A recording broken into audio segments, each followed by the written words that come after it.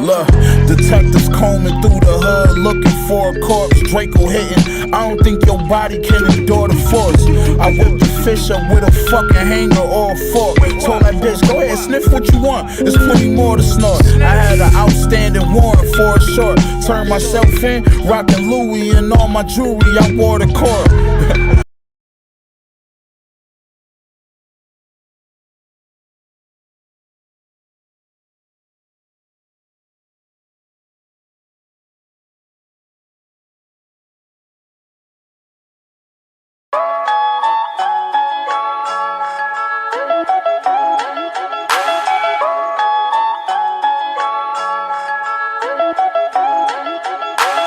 Dizzy, F1 got the chrome pissy, good smoke in my lungs. Drunk bitch, don't kiss me, fresh pick, still sticky, but it burn right.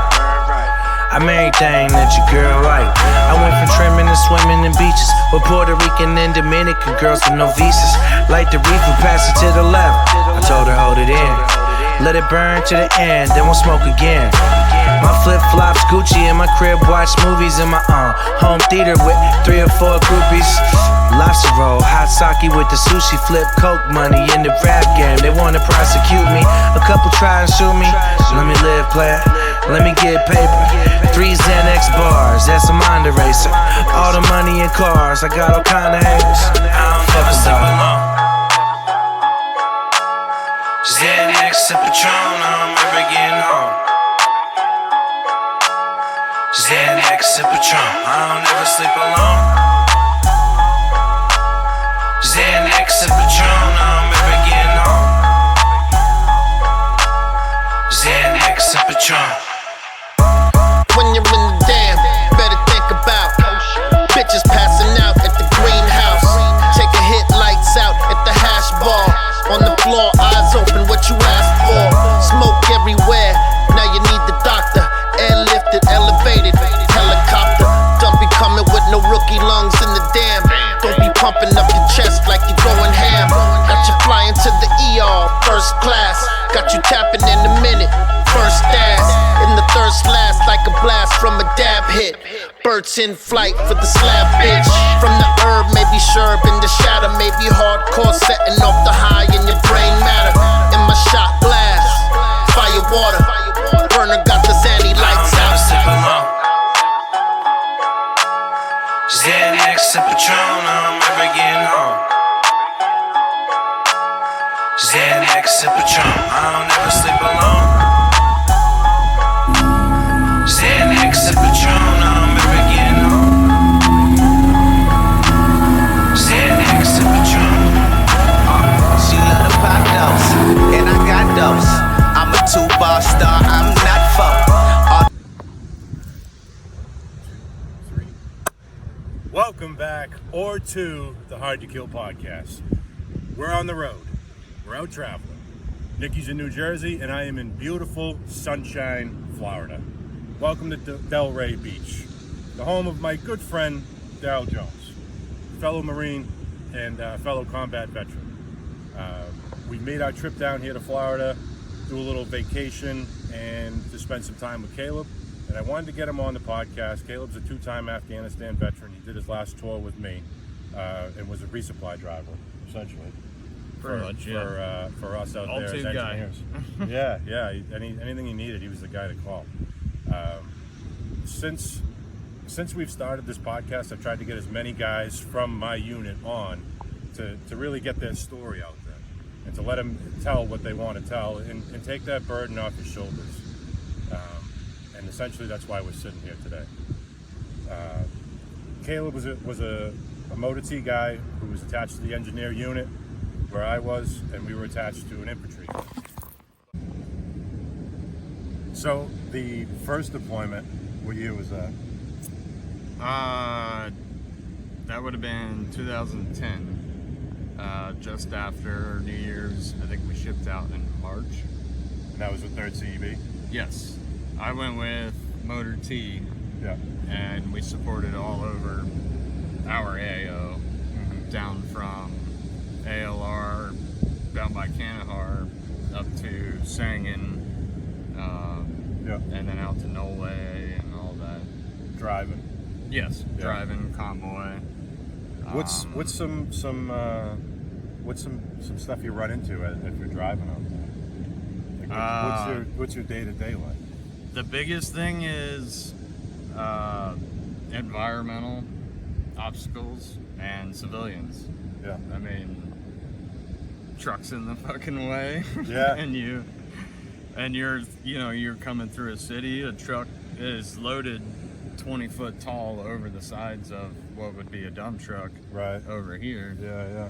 And they can't make it over a little slope, and it's like, all right, I've come up to trucks and been burp, burp, burp, and they're and push them right up, Really? go on, get the fuck out of Put the it way. right in the bumper? Yeah, because we're in a choke point, we're in a town. Oh yeah, you don't want to stay there. Yeah, there's building, mud huts, Right. buildings you call Yeah. them. But you don't want to stay there more than a couple minutes. Right. So the choke points, I know for us on the ground, it was they would try and get, if you're out on patrol, they try and get you to walk in a certain direction or a certain path that they've already laid. Yes. That's already got Yep. something hidden in the ground. There's some sort of bomb out there, and they're trying to get you to go that way. Trying to push you in Right. a certain direction. Because once you can hit one person, everything stops. Exactly. And then you're a sitting duck, and that's what they're trying to do. Same thing with a vehicle. Yeah. And you have all this gear in Right. a line Yeah. hold you up. Yeah, no good. Yep. So then you went again. I did. So yeah, we were back, and we weren't back for that long. Came back, post-deployment leave, Yep. and it was all well and good. Came back and started getting to the rhythm of the unit again, just dumb stuff, and our sergeant came out, put us in formation, like 20 of us, motor T guys, corporals down to PFCs, and said, all right, for next deployment, we need some volunteers for the line platoons.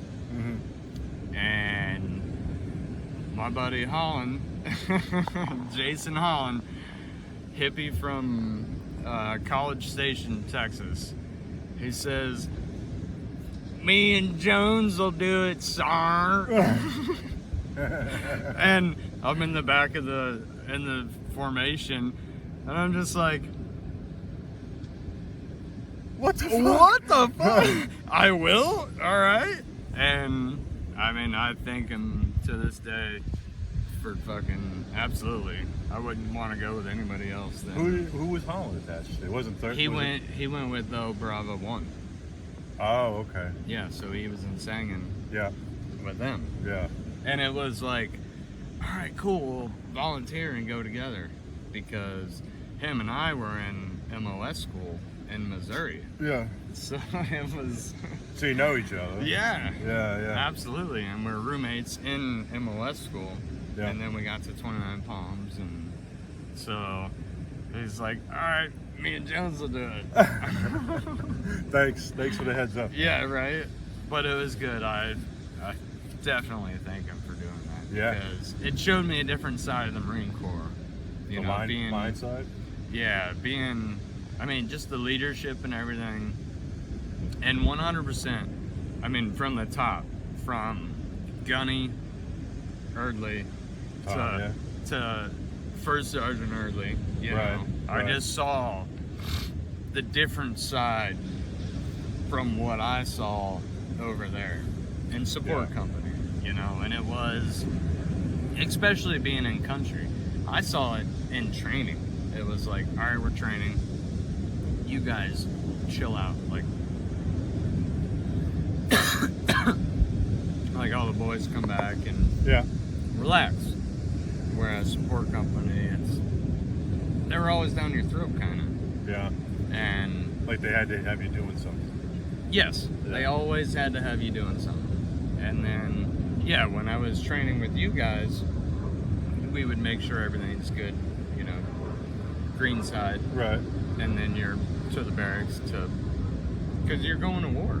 Yeah, you know? yeah. And You I make think sure everything's good at home. Yeah. Make sure well, that's what your they can. NCIs, whatever all the stuff that you need to be achieving in your life doesn't have to be there not doing anything.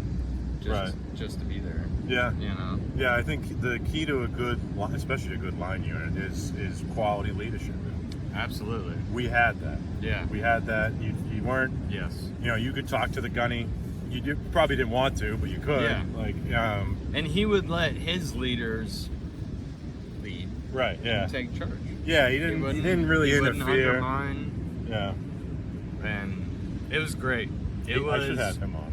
Ultimately, it was an amazing experience to deploy with you guys, and ultimately I was respected coming in as a Lance Corporal, as a Motor T operator. Yeah.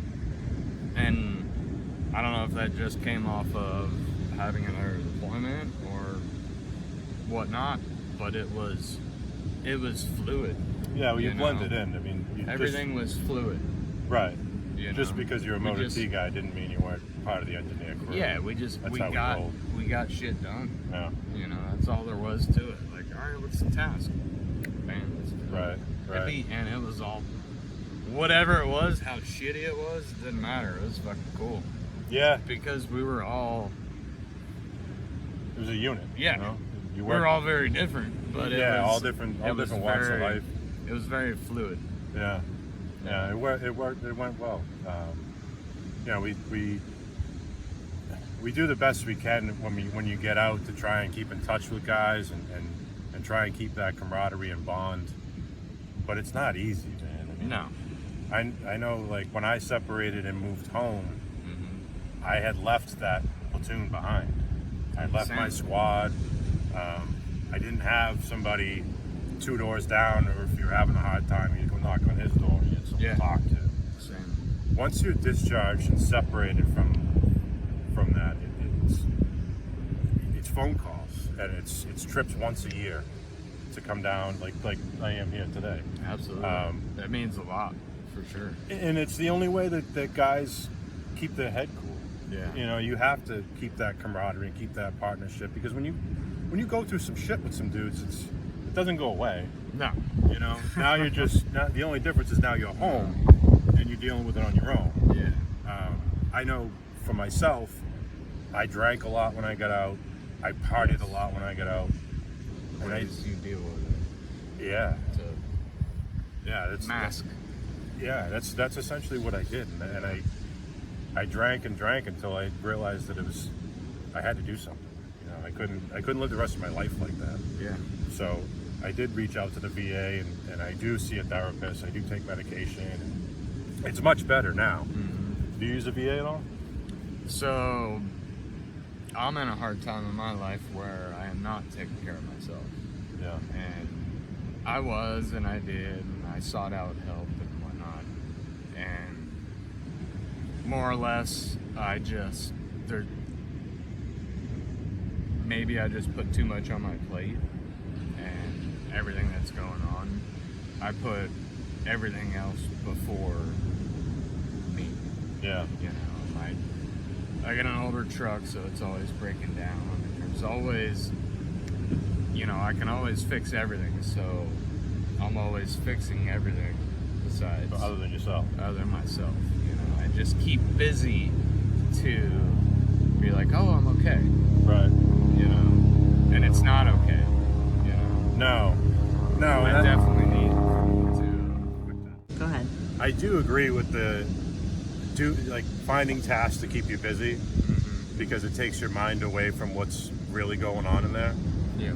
But you can only do so many projects. Yes. Before it's like I got to do something else. Before you overload yourself. Yeah, man. And then with the overwhelming, it makes everything else overwhelming. You know, taking the fucking trash out. I'm like, oh fuck, I gotta do something. You know, little stuff. You just it stuff that should be second nature becomes an overwhelming task. Yeah, absolutely. And a lot of guys don't realize why, but it's because your fucking brain's running at 1,000,000 miles an hour, man, and it hasn't shut off for the past 10 years. Yes. Some people don't. 100%. Yeah, some people just don't it doesn't click to them that like, oh, maybe if I fix this issue, I could go back to living a normal life. And it doesn't always go that way, but No. it's But it's a start. Yeah, absolutely, it's a start, man. Progress. And it's recognizing it Yeah, is biggest. yeah. Seeing it in yourself, you know. Exactly. Seeing that you have lost interest in things you like to do, or you have lost contact with people that you used to keep contact with. It happens all the time with these guys. Yeah. You know, like I remember, you know, me and Alex Gasson, we were boys, dude. And I don't talk to him at all anymore. I don't even know what he does. You know, and I miss that. But Yeah. Same thing with me. I mean, it's you and Jake. Yeah. It's the only people I Yeah, it's pretty much me too. talk. You know. Yeah. So since you've been out, what are some of the struggles that you've had to deal with having that baggage upstairs? I think the biggest thing in the beginning was just finding direction and being so gung-ho and trying to do something like, all right, this is my future, get started on a career, get going and everything, and I burnt myself out. Yeah. You know, I did school full-time and pretty much was welding mobile full-time, and then was at a machine shop full-time on second shift. Oh, shit. Yeah, so... When do you sleep? It was like 4 hours a night. Fuck. How long did you do that for? I did that for like a year. And, you know, that... Did it keep you busy? Keep you out of trouble? No. No. So towards the end of that is when I got my second, it was a BUI, but first one was a DUI, close to when I got out. So that happened. Boating under the influence? Boating under the influence, yep. You're the only person I've ever met. And it was a safety stop, and then they started a young guy.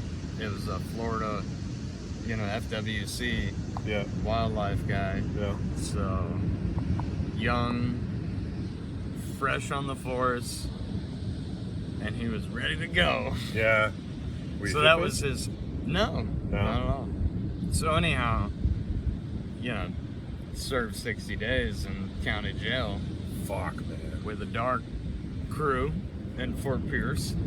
Oh. So got out and just head on jumped in the marine industry. Boating, you know, just a general mechanic. Yeah. And basically I was mobile and I touched everything. Electrical, fuel, plumbing, whatever I got sent to. That's a fucking a hell of a turnaround. Yeah. And it 60 was days in jail to working on yachts. Yeah.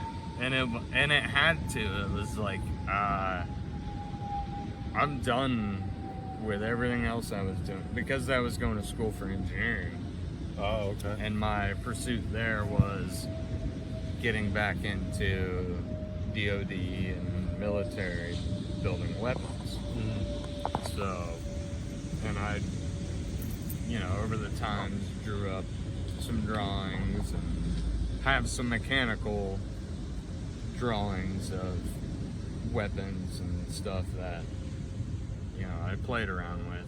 And that was what I was pursuing. Like building guns? Yeah, for the government and whatnot. Engineering. Machining them and stuff? Yeah, machining and, well, engineering it and then going down to research and development. How do you engineer a firearm? How the fuck does that work?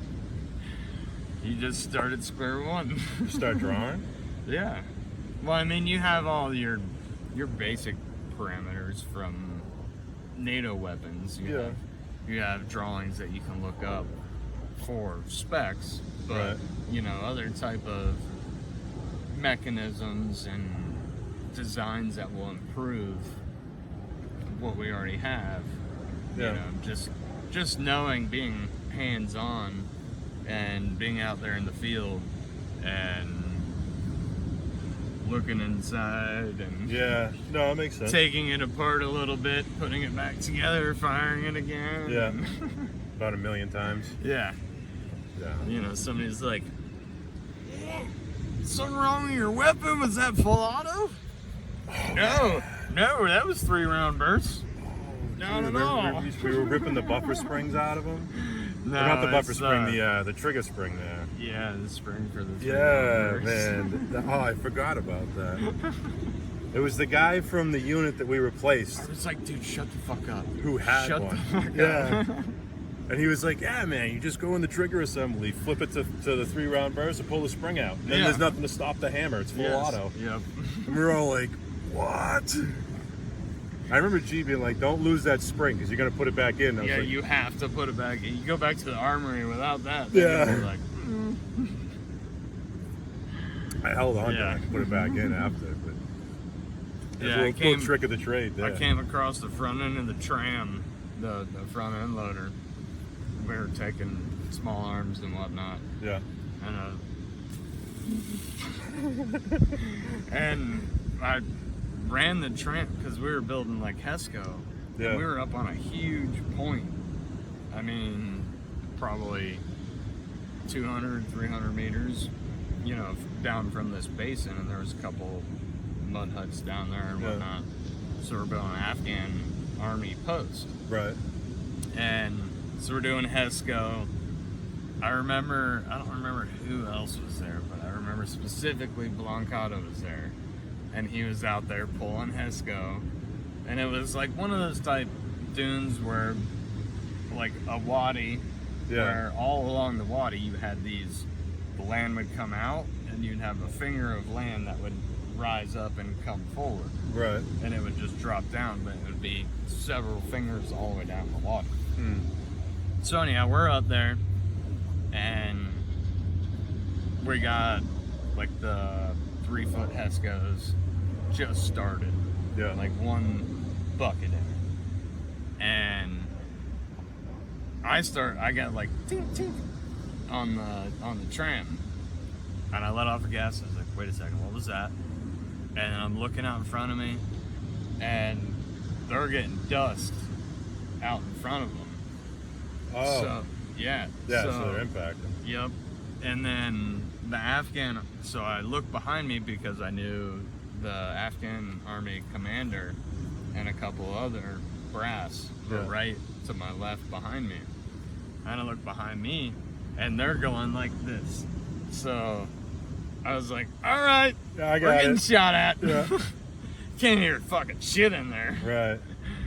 So I immediately goose it out in front of them, and just on the edge of the hill too. So it was, and dropped the bucket so it didn't flip and roll down the hill. Yeah. Came out, and the driver's side was open towards fire, so I jumped out and ran. I said, I'm coming around. Came around them and jumped back where they were behind the bucket and everything. Yeah. And then Let it rip. Yeah. Yeah, that's a beautiful thing. Yeah. And then afterwards maybe it was Way or Blancado or whoever it was in there, in the little hole. And we were fighting with just like 3 or 4 of us. Were you full auto? No. Nope. No. Nope. Fast fingers way. Yep. Eyes on your own paper. Mm-hmm. That's funny, because I know a bunch of guys. It was a good one. Yeah. You ripped through 3 magazines, everybody else is halfway through their first. Yep. That's funny. That's I said it a few episodes ago, but it's like the only time we really see, I mean, I see you and Jake frequently, but the only time we ever see anybody else is funerals. Yeah. When Blancado died, I lived the closest to him, so I hosted the guys to come up who wanted to go to the funeral. And that was hard. He was down here, and I saw him a couple times.